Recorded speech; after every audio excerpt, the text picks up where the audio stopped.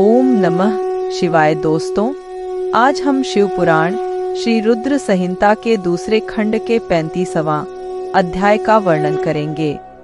वीरभद्र का आगमन। दक्ष बोले, हे विष्णु, कृपा निधान, मैं बहुत भयभीत हूँ। आपको ही मेरी और मेरे यज्ञ की रक्षा करनी है। प्रभु, आप ही इस यज्ञ के रक्षक हैं। आप साक्षात यज्ञ स्वरूप हैं। आप हम सब पर अपनी कृपा दृष्टि बनाइए। हम सब आपकी शरण में आए हैं। प्रभु, हमारी रक्षा करें ताकि यज्ञ का विनाश न हो। ब्रह्मा जी कहते हैं, हे मुनि नारद। इस प्रकार जब दक्ष ने भगवान विष्णु के चरणों में गिरकर उनसे प्रार्थना की, उस समय दक्ष का मन भय से बहुत अधिक व्याकुल था।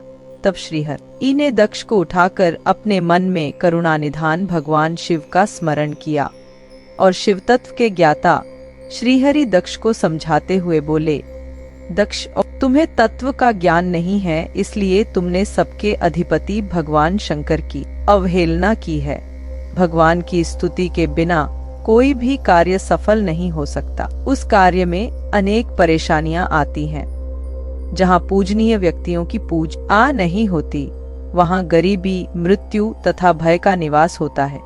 इसलिए तुम्हें भगवान शिव का सम्मान करना चाहिए, परंतु तुमने महादेव का सम्मान और आदर सत्कार नहीं किया, अपितु तुमने उनका घोर अपमान किया है।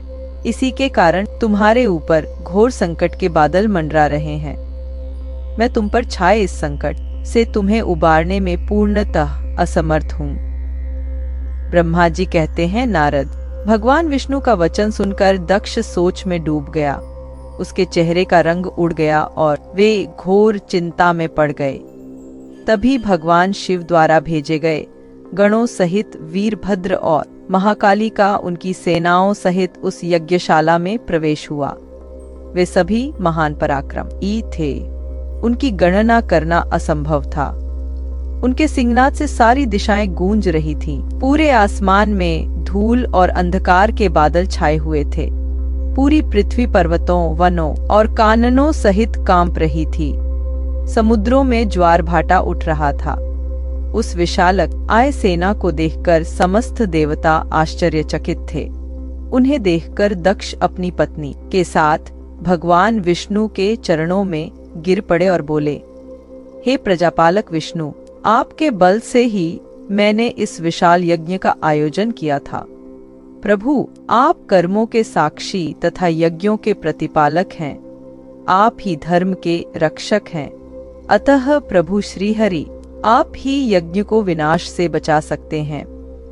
इस प्रकार दक्ष की विनतीपूर्ण बातों को सुनकर श्रीहरि उन्हें समझाते हुए बोले, दक्ष, निश्चय ही मुझे इस यज्ञ की रक्षा करनी चाहिए, परंतु देवताओं के क्षेत्र नैमिषारण्य की उस घटना का स्मरण करो। इस यज्ञ के आयोजन में क्या तुम उस घटना को भूल गए हो? यहाँ इस यज्ञशाला की और तुम्हारी रक्षा करने में कोई भी देवता समर्थ नहीं है।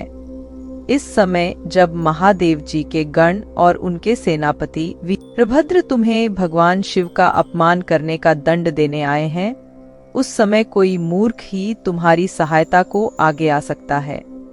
दक्ष, केवल कर्म ही समर्थ नहीं होता, अपितु कर्म को करने में जिसके सहयोग की आवश्यकता होती है, उसका भी उतना ही महत्व है। भगवान शिव ही कर्मों के कल्याण की शक्ति देते हैं। जो शांत मन से भक्ति पूर्वक उनकी पूजा अर्चना करता है, महादेव जी उसे तत्काल ही उस कर्म का फल देते हैं। जो मनुष्य ईश्वर के अस्तित्व को नहीं मानते, वे नरक के भागी होते हैं। दक्ष, यह वीरभद्र शंकर के गणों का ऐसा सेनापति है जो शिवजी के शत्रु का तुरंत नाश कर देता है। निसंदेह यह तुम्हारा तथा यहाँ पर उपस्थित सभी लोगों का नाश कर देगा। शिवजी की आज्ञा का उल्लंघन करके मैं तुम्हारे यज्ञ में आया हूँ, जिसका दुष्परिणाम मुझे भी भोगना पड़ेगा। अब इस विनाश को रोकने की शक्ति मेरे पास नहीं है। यदि हम यहाँ से भागकर स्वर्ग, पाताल और पृथ्वी कहीं भी छिप जाएं, तो भी वीरभद्र के शस्त्र हमें ढह लेंगे। शिवजी के सभी गण बहुत शक्तिशाली हैं। विष्णु जी यह कह ही रहे थे कि वीरभद्र अपनी अजय सेना के साथ यज्ञ मंडप में आ पहुंचा।